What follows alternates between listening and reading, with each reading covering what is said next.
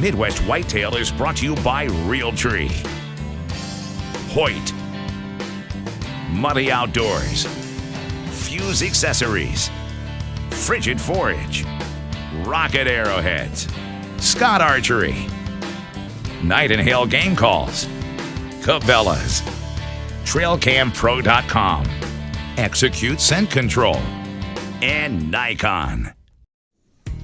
We have a full episode for you today on Midwest Whitetail. We're into the third week of September now, and a number of states in the Midwest have open seasons. So we've got pro staff in the field. So we're going to jump right to some of that in today's episode. We've got 5 groups from southern Iowa. We're hunting in northern Missouri this past weekend. So we've got some good action there. Our daughter Jordan was out for the Iowa youth season yesterday evening. She had a great encounter with a big deer that we'd filmed during the summer. We also have the trail camera pictures from my farm. So I'm looking forward to watching it myself. Hopefully you'll enjoy this episode, and I appreciate you joining us today on Midwest Whitetail.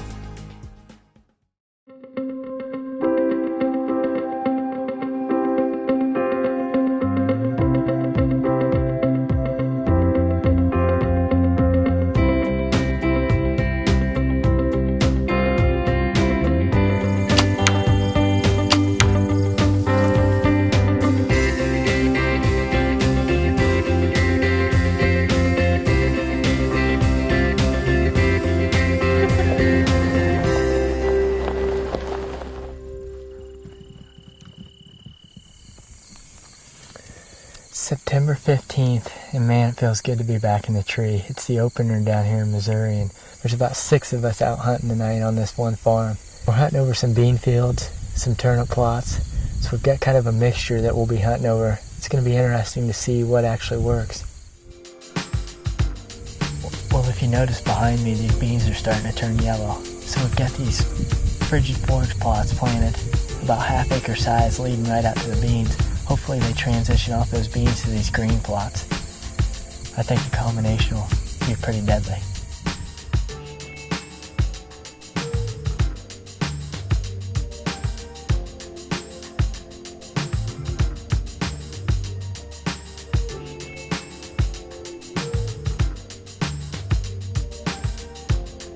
We've got a pretty decent 8-point to the north of us. We've seen a lot of deer tonight. Can't wait to hear what the other guys have seen. It's 4:30. We just got settled in here, and we're hoping to have some good luck on this bean field here. We got a couple guys in other spots on green plots. We'll see if these deer are still hitting the beans or if they're going to the green plots.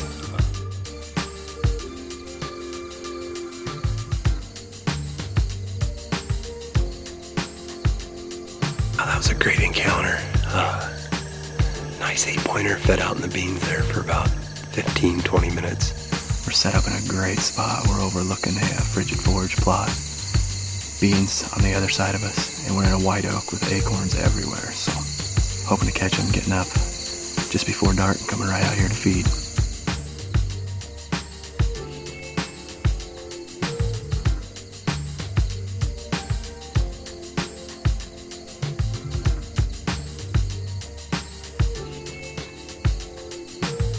We got about 15 minutes of shooting light left.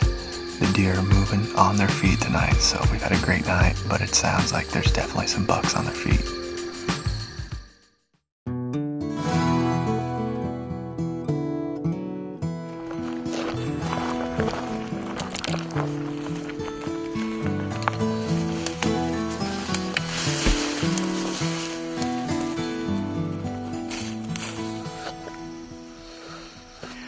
September 16th, and we're in an oak flat.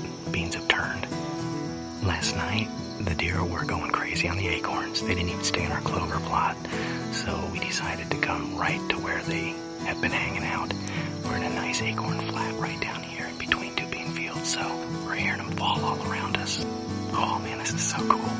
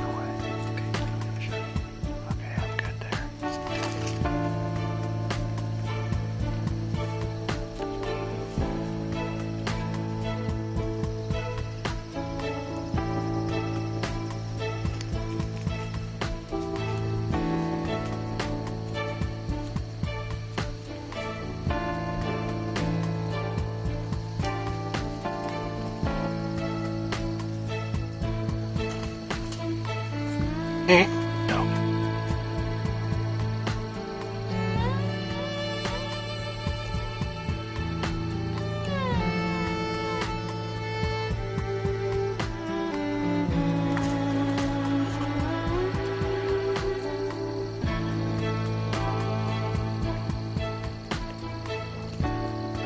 I'm good.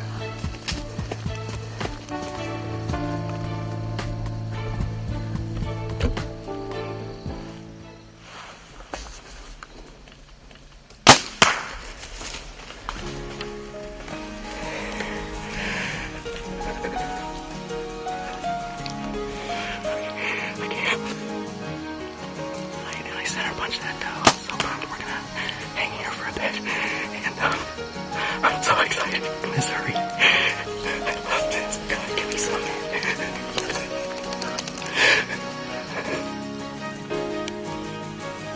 We have an arrow.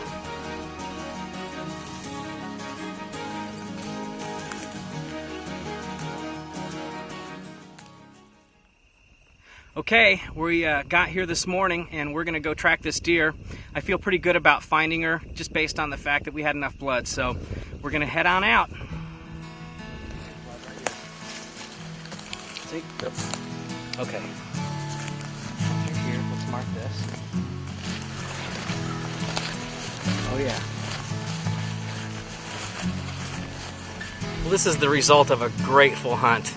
You know, originally I wasn't even going to be here. I had some problems with my foot that's been part of my illness that I've had my whole life. But regardless, we got in the stand last night and did not think we had the shot, and we did. And track job was a little bit long.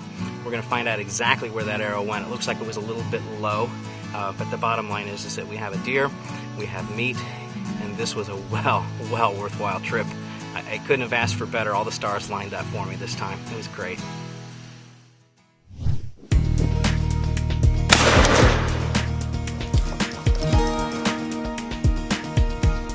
Youth season creates a dilemma for me sometimes because I get these trail camera pictures of great bucks or know where there are some living. And Jordan was itching to kill a big deer. She's not shot a buck over the last couple of seasons, so I thought, well, I'm not going to be greedy. I'm going to go ahead and take her into this spot that I think is probably the best place on the farm for getting a shot at one of these two bucks that we're getting the daytime pictures of on the trail cameras. That'd be the G5 buck and big. So we snuck down in there through the brush and went as quiet as we could. I climbed up in there, and as I was looking around, there was too many leaves on the trees. We had to move to a different spot because the tree that we were going to hunt out of had a bunch of leaves and branches, and there was no way I was going to be able to shoot through all of that. So we jumped in the truck and headed up the road and went to a spot that we call the open gate, which is by the cabin. So we knew there was some daytime activity there on some pretty good solid bucks. And the wind was perfectly wrong for it. It was more straight out of the east. It was supposed to be more of a southerly wind, and then we were sitting there for probably an hour and a half at least. Jordan started getting a little bit chilled out. And we were probably 5 minutes away from climbing down, and I looked out in the field, and there's a nice 10-pointer.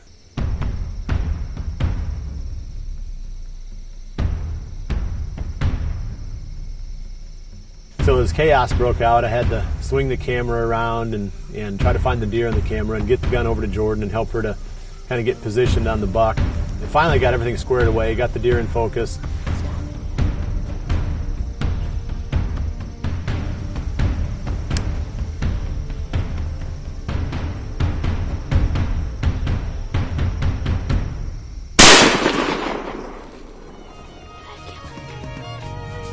And she missed the deer. I'm not even sure yet 100% where the bullet went, but we know it didn't hit the deer. We went over there and looked for probably 45 minutes, but there was no sign of any blood, and I didn't expect to find any either. So there's no way that she hit that deer, which was really too bad because it was one of the deer that we'd gotten the daytime pictures of, and probably the biggest deer that was coming into that part of the farm. Greg had filmed the deer probably early August, late July, and he had a big, full 10-point frame, beautiful buck. And just one of those things, you know, Jordan wasn't too excited about the whole outcome, but, you know, she'll get over it. We'll keep going, and I'm sure she'll get a chance for something else here over the next few days. So we'll bring you more youth season action over the coming weeks.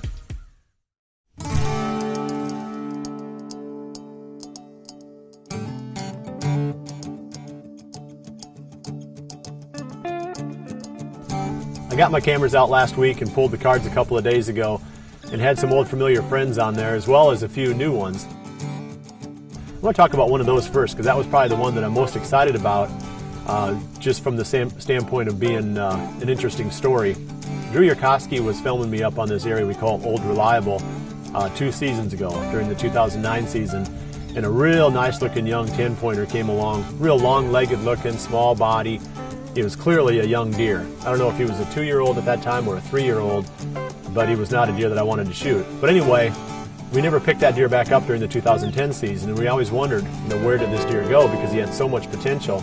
Well, we got him on the video trail camera. We had a Bushnell set up on that same ridge last week, and that buck showed up. So he's either 4 or 5 years old. And like I said, I think he's only 4. And he's really put on some inches. The points are long.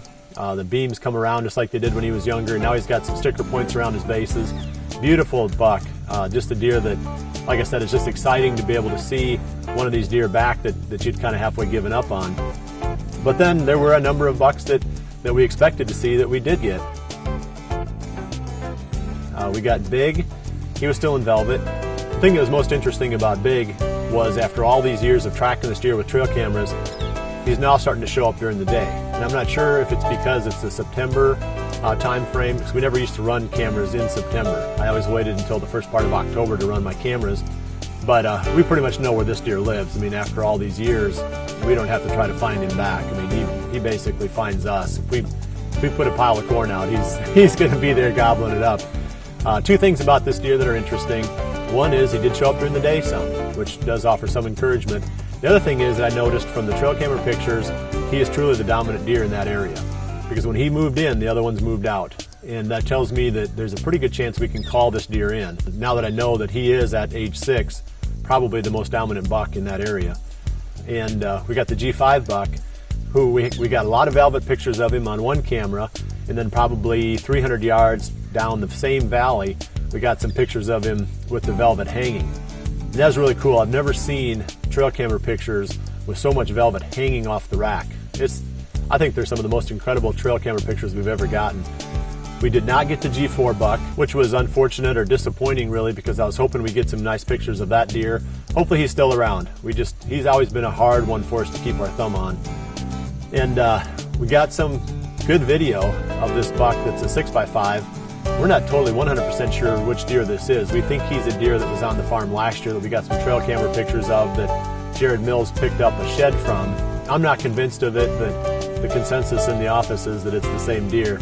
So I'll go along with the guys. So we're calling him the Mills buck just because Jared's got the shed from him. He's a really good looking deer, beautiful buck. So it's exciting to see these mature deer. It kind of shows that passing them up, even though we're in an area where there is some hunting pressure around, that we can get the odd buck to be 4, 5, 6 years old here. So it does offer some encouragement to anybody else that's in a situation where maybe they don't control tons of land. We've got quite a bit of land, but it's not all blocked up into one chunk. So it's a little bit harder to control the deer.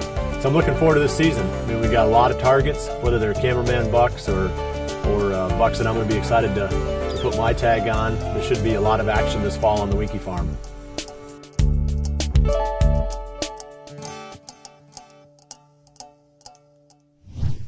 Well, we're excited about where we're at right now in the season with these Missouri season open and a lot of guys hunting down there. And I know we've got at least 3 groups from the main show pro staff up in Wisconsin hunting this very weekend. So we should have some action for you next week's episode. I know that our kids are going to still be out there. Hopefully we can get on some of these bucks on this farm as well. So please come back again and join us next Monday for the next episode of Midwest Whitetail.